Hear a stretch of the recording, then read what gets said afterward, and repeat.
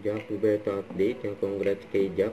Yung renewal contract niya for Sparkle. And looking forward sa bagong mga project. Siyempre, ang kasama ni Jack dyan sa renewal contract.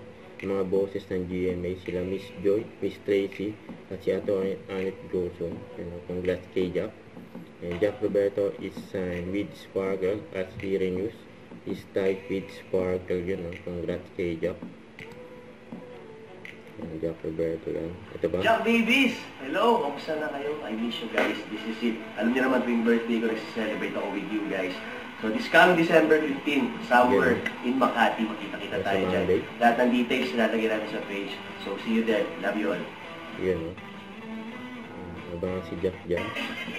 Saka ito ba? Ayan, Christmas party on Team Swaggy. Kasama si Jack. Yan o.